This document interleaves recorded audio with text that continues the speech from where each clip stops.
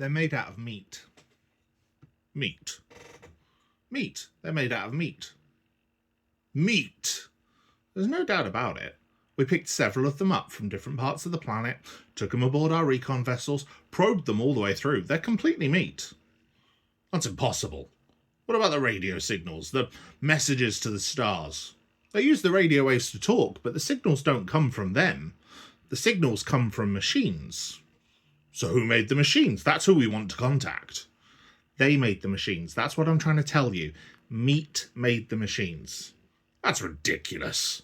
How can meat make a machine? You're asking me to believe in sentient meat. I'm not asking you, I'm telling you. These creatures are the only sentient race in the sector, and they're made out of meat. Maybe they're like the Orphalay, a carbon-based intelligence that goes through a meat stage. Nope. They're born meat and they die meat. We studied them for several of their lifespans, which didn't take too long. Do you have any idea the lifespan of meat? Spare me.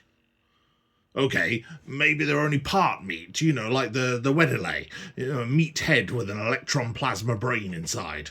Nope, thought of that. Since they do have meat heads like the Weddelay. But I told you, we probed them. They're meat all the way through. No brain. Oh, there is a brain, all right. It's just the brain is made out of meat. So what does the thinking? You're not understanding, are you? The brain does the thinking. The meat. Thinking meat. You're asking me to believe in thinking meat. Yes, thinking meat. Conscious meat. Loving meat. Dreaming meat. The meat is the whole deal. Are you getting the picture yet? Oh my God. You're serious then? They're made out of meat. Finally, yes, they are indeed made out of meat. And they've been trying to get in touch with us for almost 100 of their years. So what does the meat have in mind? I mean, first it wants to talk to us. Then I imagine it wants to explore the universe, contact other sentients, swap ideas and information. The usual. We're supposed to talk to meat. Well, that's the idea. That's the message they're sending out by radio. Hello, anyone out there, anyone home, that sort of thing.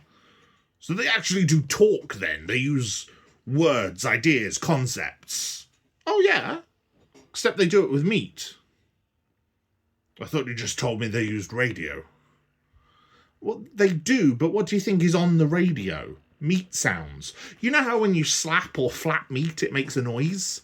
They talk by flapping their meat at each other. They can even sing by squirting air through their meat. Oh my God. Singing meat. This is altogether too much. So what do you advise? Officially or unofficially? Both. Well, officially, we are required to contact, welcome, and log in any and all sentient races or multi-beings in the quadrant without prejudice, fear, or favour. Unofficially, I advise that we erase the records and forget the whole thing. I was hoping you'd say that.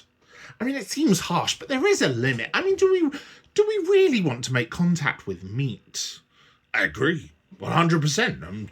What's there to say? Hello, meat, how's it going? But will this work? How many planets are we dealing with here? Oh, just one. They can travel to other planets in special meat containers, but they can't live on them. And being meat, they only travel through sea space, which limits them to the speed of light and makes the possibility of their ever making contacts pretty slim. Infinitesimal, in fact. So we just pretend there's no one home in the universe. That's it. It's cruel. But you said it yourself. Who wants to meet meat? And the ones who have been aboard our vessels, the ones you probed, you sure they won't remember? I mean, they'd be considered crackpots if they do. I mean, we went into their heads and smoothed out their meat, so we're just a dream to them. A dream to meat. That's strangely appropriate. That we should be meat's dream. and then we can mark this sector unoccupied. Good. Agreed. Officially and unofficially. Case closed. Any others? Anyone interesting on that side of the galaxy? Yes, there's a rather shy but sweet hydrogen core cluster intelligence in a Class 9 star in G445 zone. Was in contact 2 galactic rotations ago. Wants to be friendly again. They always come around. And why not? I mean, imagine how unbearably, how unutterably cold the universe would be if one were all alone.